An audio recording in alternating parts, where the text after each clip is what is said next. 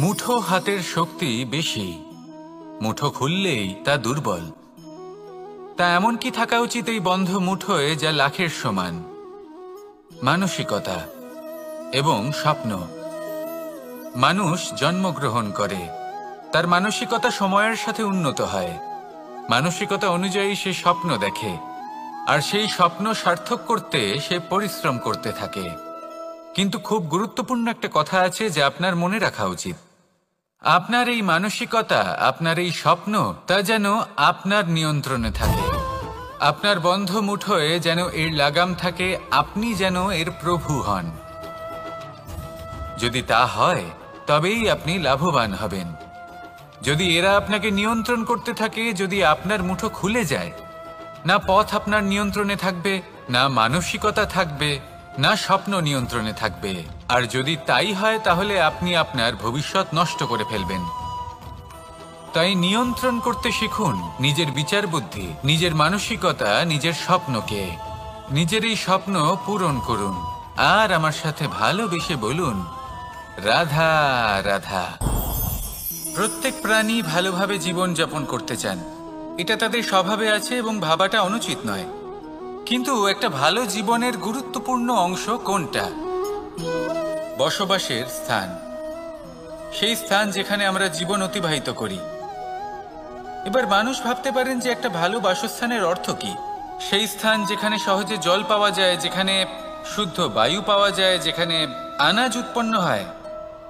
এটা জীবনযাপনের জন্য পর্যাপ্ত বটে, কিন্তু ভালো জীবনযাপনের জন্য আরও একটা কথা আপনাকে বুঝতে হবে। সাধু, জ্ঞানী, পণ্ডিত ব্যক্তি, এই সকল মহাপুরুষ, এনাদের যে বাসস্থান তা অত্যন্ত বিশেষ হয়। এখানে এক ধরনের বিশেষ ইতিবাচক শক্তি থাকে, এমন একটা স্থান যেখানে দেবতারাও বিচরণ করেন। জীবন আমরা সবাই যাপন করি, কিন্তু জীবনের উদ্দেশ্য শুধুমাত্র জীবন যাপন করা নয়। জীবনের উদ্দেশ্য হল মুক্তি লাভ করা। আর এই সকল সাধু, জ্ঞানী, পণ্ডিত ব্যক্তি, এই সকল মহাপুরুষ আপনাকে মুক্তির পথে নিয়ে যেতে পারেন। কারণ এরা হলেন সেই মহাপুরুষ যারা নিজেদের অন্তরের বিকার, অহংকার, ক্রোধ, বিদ্বেষ, এই সকল দোষগুলিকে ত্যাগ করেছেন, এদের ওপর বিজয় লাভ করেছেন। এমনই একজন ব্যক্তি আপনাকে মুক্তির পথে নিয়ে যেতে পারে।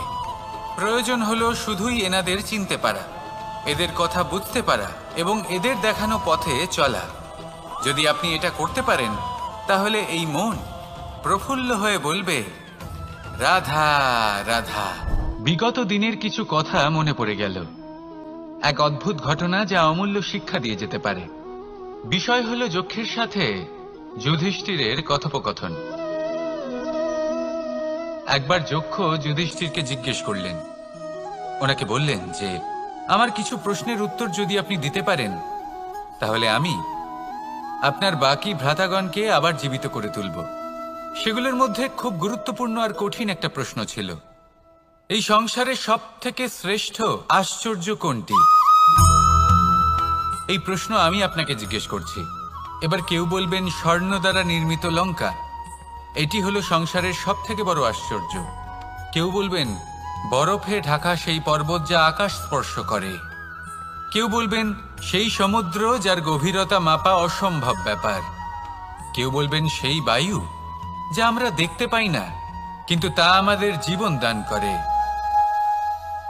সংসারের সব থেকে বড় আশ্চর্য কি, সেই প্রশ্নের উত্তর যুধিষ্ঠির দিয়েছিলেন, আর তা ছিল শ্রেষ্ঠ উত্তর এবং উচিত। উনি বলেছিলেন যে সংসারে প্রতিদিন কোনো ব্যক্তি জন্ম লাভ করেন আর কোনো ব্যক্তি মৃত্যুও লাভ করেন। এবার এই কথাটা সবাই জানেন, সবাই বোঝেন যে যখন জন্মেছি তখন কোনো একদিন আমিও অবশ্যই মৃত্যু লাভ করব। এবার যখন এই কথা প্রত্যেকটা মানুষ জানেন, তখন কেন প্রত্যেক মানুষ এই চিন্তায় থাকেন, এই নিয়ে কষ্ট পান, এই নিয়ে ব্যাকুল হয়ে থাকেন যে উনি একদিন মৃত্যু লাভ করবেন, তার থেকে দূরে পালাতে চেষ্টা করেন। বলেন যে আমি মৃত্যু লাভ করতে চাই না। কেন? যেখানে কোনো না কোনো দিন এটা অবশ্যই হবে। এ হলো ব্রহ্ম সত্য। এই যে ব্যাকুলতা, এই ভয়, এই যন্ত্রণা, এই চিন্তা তার মনকে বাঁচতেই দেয় না, এই জীবন অনুভবই করতে দেয় না। সেই জন্য এই চিন্তা, ব্যাকুলতা, ভয় এসবের কি লাভ? কোনো লাভ নেই। সেই জন্য যতক্ষণ জীবনযাপন করছেন প্রত্যেক মুহূর্ত যেন শ্রেষ্ঠ হয়, আনন্দময় হয়, প্রেমের দ্বারা পরিপূর্ণ হয়, সেই চেষ্টা করুন। চেষ্টা করুন যাতে আপনি যে কাজ করছেন তার দ্বারা যেন অন্যের মঙ্গল হয়। এই প্রচেষ্টাই আপনার জীবনকে প্রসন্নতা আর প্রেম দ্বারা ভরিয়ে তুলবে। এই মন সুপ্রসন্ন হয়ে বলবে, রাধা রাধা। এই পুকুর দেখছেন আপনি? বাচ্চা, বৃদ্ধ, যুবক, যাকেই আমি জিজ্ঞেস করব এটা কি, সবার উত্তর সেই একই হবে। উত্তর তখনই বদলাবে যখন প্রশ্ন এটা হবে যে আপনি এই পুকুরে কি করতে চান। কেউ বলবে আমি এমনি এর পাড়ে বসে এই জল স্পর্শ করে ঠান্ডা হাওয়ার আনন্দ অনুভব করতে চাই। কেউ বলবে আমি এই পুকুরে সাঁতার কাটতে চাই। কেউ বলবে কাগজের নৌকা বানিয়ে আমি এতে ভাসিয়ে দিতে চাই। কেউ বলবে আমি মাছ ধরে নিজের জীবন যাপন করতে চাই, ইত্যাদি ইত্যাদি। আপনাকে একটা কথা বলে রাখি, আমাদের জীবনও এই পুকুরেরই মতন, একই রকম। কিন্তু আমরা এই জীবন নিয়ে কি করব সেই সিদ্ধান্ত আমাদের। এই পুকুরে আপনি মুক্তও পাবেন, আবার পাঁকও পাবেন। যদি আপনি মুক্ত পেতে চান তাহলে এই পুকুরের গভীরে আপনাকে যেতে হবে। ততটাই চেষ্টা করতে হবে যতটা করলে আপনি সেই মুক্ত অর্জন করতে পারবেন। না হলে শুধু পাঁকে হাত পড়বে। তাই যা আমি সর্বদা বলে থাকি, সিদ্ধান্ত আপনার। রাধা রাধা। এই সংসারের সব থেকে বড় সুখ কি? কেউ বলবেন নিজের লক্ষ্য প্রাপ্ত করা, কেউ বলবেন ধন উপার্জন করা, কেউ বলবেন নিদ্রাই সব থেকে বড় সুখ, কেউ বলবেন রাজ্য লাভ করা, আবার কেউ বলবেন মাতার হাত থেকে খাবার খাওয়া, আদি ইত্যাদি। কিন্তু যদি সত্যি কথা বলি, এই সংসারের সব থেকে বড় সুখ হল সেবা করা। কখনো কাউকে সেবা করে দেখুন। এই সেবা দ্বারা অন্য কোনো মানুষের আশীর্বাদ লাভ করাতেই সুখ রয়েছে। আপনার সেবা ভাব দ্বারা যখন কোনো মানুষ নিজের অন্তরাত্মা থেকে আপনাকে আশীর্বাদ করে, তার থেকে বড় সুখ আর কিছুই নেই। কারণ প্রত্যেক মানুষের মধ্যে ঈশ্বর বাস করেন। নরের সেবাই হলো নারায়ণের সেবা। নিষ্কাম সেবা করাই হলো সব থেকে বড় সুখ। তাই নিজের অন্তরে সেবার এই ভাব জাগ্রত করুন। যে সুখের কথা আমি বলছি সেই সুখ অনুভব করেই দেখুন। এই মন সুপ্রসন্ন হয়ে বলবে, রাধা রাধা। বাহ, পুষ্পের সুবাস আমার খুব ভালো লাগে। অত্যন্ত সুন্দর হয় এই পুষ্প। এইভাবে চারিদিকে পুষ্প দেখে মন আনন্দিত হয়ে ওঠে। এবার আপনারা ভেবে দেখুন, আমার চারিদিকে পুষ্প নয়, আগুন আছে। তাহলে কি হবে? আমার শরীর কি জ্বলে যাবে না? অবশ্যই জ্বলবে। শরীরকে কি আগুনের তাপ সহ্য করতে হবে না? অবশ্যই সহ্য করতে হবে। এটাই হলো প্রকৃতির নিয়ম। এই নিয়ম কিন্তু আমরা সবাই জানি, কিন্তু আমাদের মধ্যে বেশিরভাগ মানুষ এই বিভ্রান্তি নিয়ে বাঁচি যে এই যে প্রকৃতির নিয়ম, তা আমার ওপর প্রযোজ্য নয়। তা কিন্তু নয়। আমাদের চতুর্দিকে এই যে নিসর্গ রয়েছে, আমরা তার কতটা ক্ষতি করি সেটা একবার ভেবে দেখুন। আমরা বনাঞ্চল জ্বালিয়ে দিই, বায়ু দূষিত করি, জল দূষিত করি, প্রাণীদের হত্যা আমরা করি। কেন? এই নিসর্গ আমরা নষ্ট করি, যদিও আমরা জানি যে আমরাও হলাম এই নিসর্গেরই অংশ। এবার দেখুন, শরীরের কোনো অংশে যদি আগুন ধরান, আস্তে আস্তে সমস্ত শরীরও জ্বলে যাবে। সেইভাবেই নিসর্গ যদি নষ্ট হয়ে যায়, তাহলে মনুষ্য জাতিও নষ্ট হয়ে যাবে। তাই এই যে নিসর্গ আপনি দেখছেন, এই পুষ্প, এই বৃক্ষ, বায়ু, জল, এদের সকলকে রক্ষা করুন, নষ্ট নয়। মনে রাখবেন, যদি নিসর্গ থাকে মানুষ থাকবে, যদি নিসর্গ থাকে তাহলেই জীবন থাকবে। আসুন আমার সাথে ভালোবেসে বলুন, রাধা রাধা। এই সংসারে সবাই বলেন আমি অর্জুনের মতো হয়ে উঠতে চাই। সবাই চায় যে তারাও যেন অর্জুনের মতো গান্ডীব লাভ করে।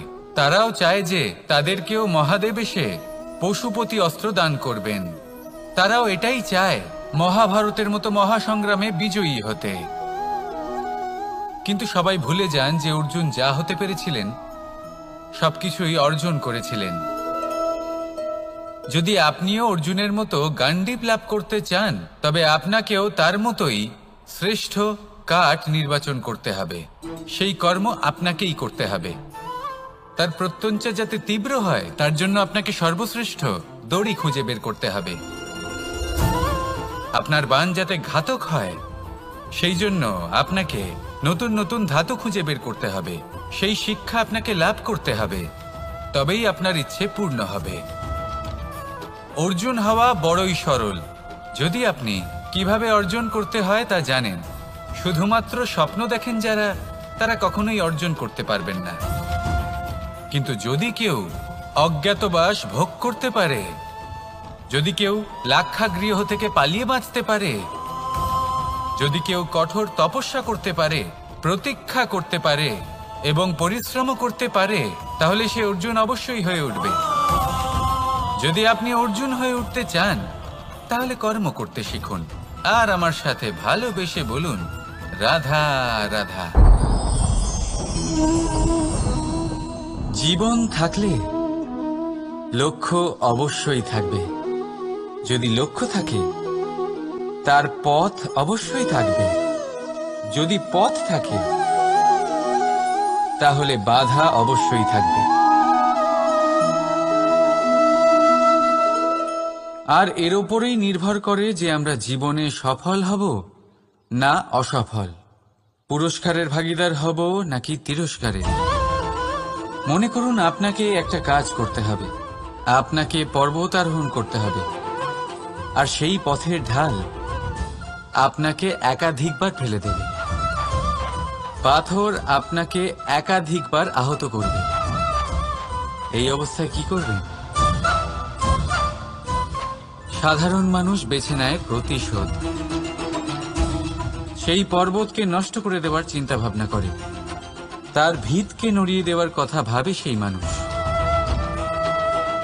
কিন্তু পর্বতকে তো কেউ নষ্ট করতে পারে না। তাই অসফল হওয়ার সাথে সাথে কুখ্যাতিরও ভাগীদার হয়ে যায় সে। দ্বিতীয় পথ হল পরিবর্তন। যদি আপনি সেই পর্বত ভাঙার পরিবর্তে তাতে সোপান তৈরি করেন,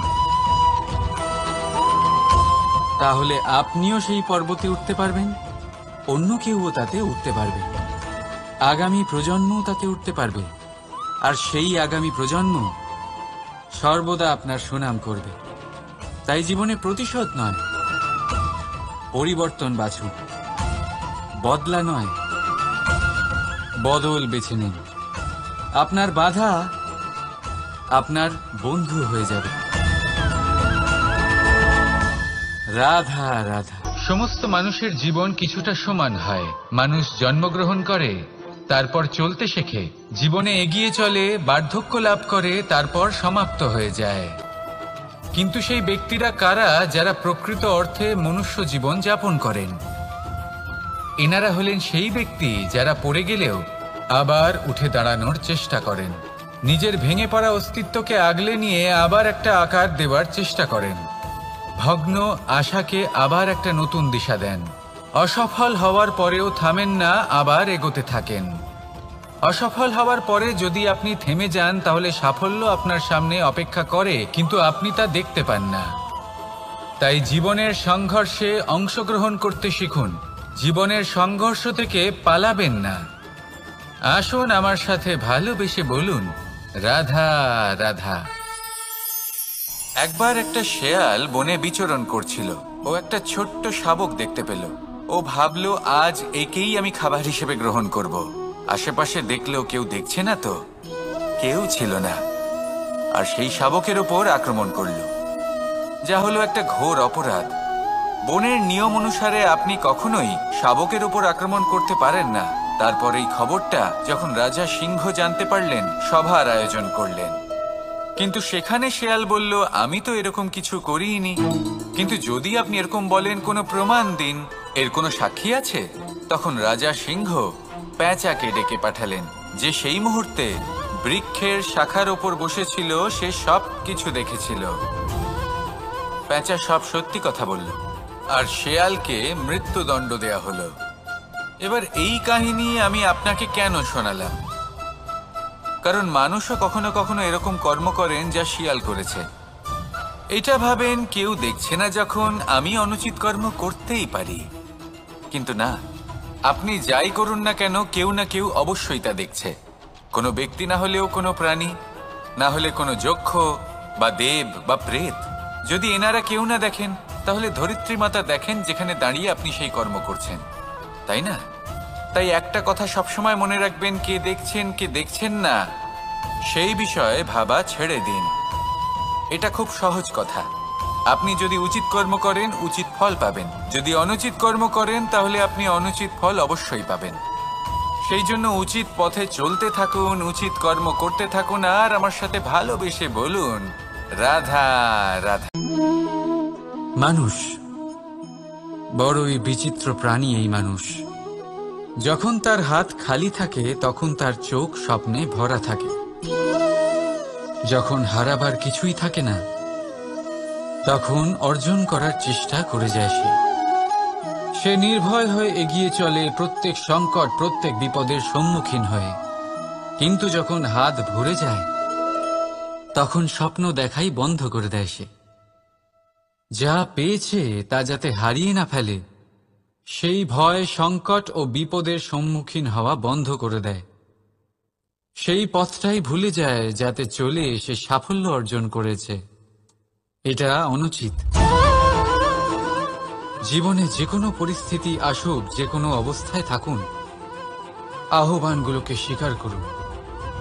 কারণ যদি আপনি সেই আহ্বান স্বীকার করেন, তবেই আপনি এই সংসারকে কিছু দেওয়ার উপযোগী হয়ে উঠবেন।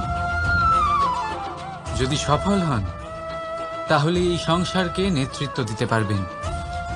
আর যদি অসফল হন, তাহলে শিক্ষা পাবেন যে কি করা উচিত নয়। তাই জীবনে আহ্বান স্বীকার করুন, দুশ্চিন্তা নয়। রাধা রাধা। কেউ বলে জীবন খুব ক্ষণস্থায়ী, কেউ বলে জীবন হলো একটা সুন্দর স্বপ্নের মতো, আবার কেউ বলবে জীবন হলো এক কঠোর সত্য। কিন্তু জীবন আসলে কি? জীবন হলো আপনারই প্রতিবিম্ব, একটা দর্পণ। অর্থাৎ আপনি জীবনকে সেইভাবেই পাবেন যেরকম আপনি নিজেকে প্রতিপন্ন করবেন।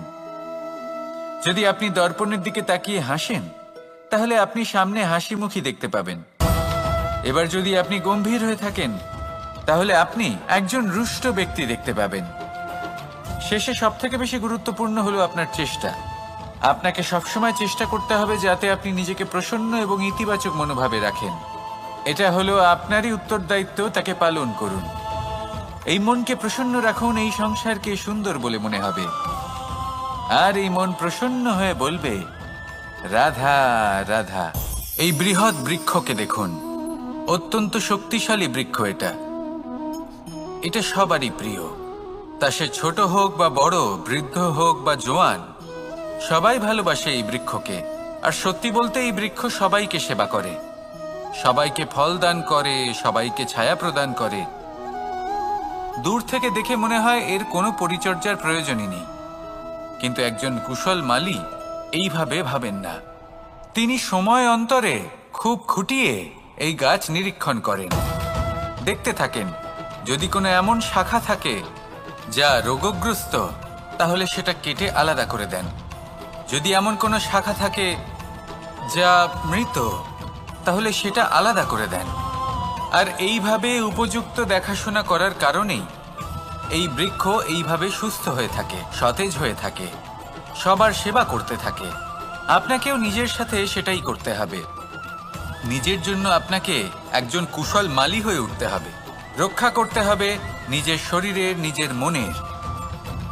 আপনার শরীর যদি রোগগ্রস্ত হয়ে পড়ে তাহলে ওষুধ গ্রহণ করতে হবে। যদি এই মন কোনো এক কারণে বিচলিত হয়ে পড়ে তাহলে তার থেকে নিজেকে মুক্ত করতে হবে। আপনি যদি নিজের যত্ন নেন তবেই এই বৃক্ষের মতো হতে পারবেন, সেই বৃক্ষ যে সবারই প্রিয়, সবাইকেই সেবা করে। আসুন আমার সাথে ভালোবেসে বলুন, রাধা রাধা। এই সংসারের সব থেকে গুরুত্বপূর্ণ তত্ত্ব কোনটা? প্রথম হলো সময়। জন্ম থেকে মৃত্যু পর্যন্ত এই যে সময়, এটাই তো হলো জীবন। দ্বিতীয় হলো জীবন, যাতে আমরা সময়ের সদ্ব্যবহার করি, শ্রেষ্ঠ থেকে শ্রেষ্ঠতর কাজ করার চেষ্টা করি। বহু বছরের এই পরম্পরা, এই সংস্কৃতিকে এগিয়ে নিয়ে যাওয়ার চেষ্টা করি। এই সংসারে আমরা অংশগ্রহণ করতে চেষ্টা করি। তৃতীয় হলো ধন, সেই ধন যা প্রত্যেক ব্যক্তি অর্জন করতে চেষ্টা করেন। এবার এই তিনটি তত্ত্বের মধ্যে একটা সামঞ্জস্য আছে, সমান ব্যাপার আছে। সে ধনই হোক বা সময় হোক বা হোক জীবন।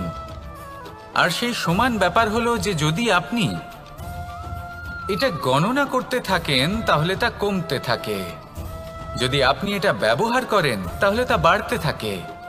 একে সংগঠিত করে রাখতে চেষ্টা করলে এ হাত থেকে ফসকে যায়, কিন্তু যদি আপনি একে সামলে রাখতে শিখে যান তাহলে এমন কাজ করবেন যাতে সংসারের সাথে সাথে পরবর্তী প্রজন্ম লাভবান হবে। যদি কিছু শিখতে চান তাহলে সামলাতে শিখুন, গণনা করা বা সংগঠিত করা নয়। আসুন আর আমার সাথে ভালোবেসে বলুন, রাধা রাধা। আমাদের শরীর প্রকৃতির সর্বশ্রেষ্ঠ রচনা। যে অঙ্গ প্রত্যঙ্গ আমরা লাভ করেছি প্রত্যেকটির মধ্যে একটি নিজস্ব বার্তা রয়েছে। একটু ভেবে দেখুন, দুটি চোখ দিয়েছে দেখার জন্য, দুটি কান দিয়েছে শোনার জন্য, নাসিকাও আছে দুটি, দুটি হাত দিয়েছে দ্বিগুণ পরিশ্রম করার জন্য। কিন্তু জীব শুধুমাত্র একটি, তার উপরেও তীক্ষ্ণ বলিষ্ঠ দাঁত দিয়েছে তার রক্ষার জন্য। কখনো ভেবে দেখেছেন কেন?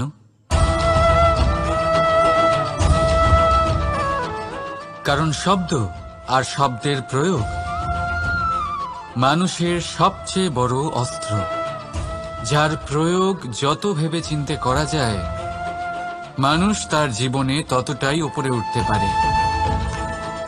তাহলে মনে রাখুন, দেখুন, শুনুন আর বুঝুন বেশি, বলুন কম। রাধা রাধা। আমরা সকলে শক্তি অনুভব করতে চাই। এবার যদি আপনাকে জিজ্ঞেস করা হয় যে সবথেকে বেশি শক্তির অনুভব কোথা থেকে করা সম্ভব, তখন কেউ কেউ বলবেন পুষ্টিকর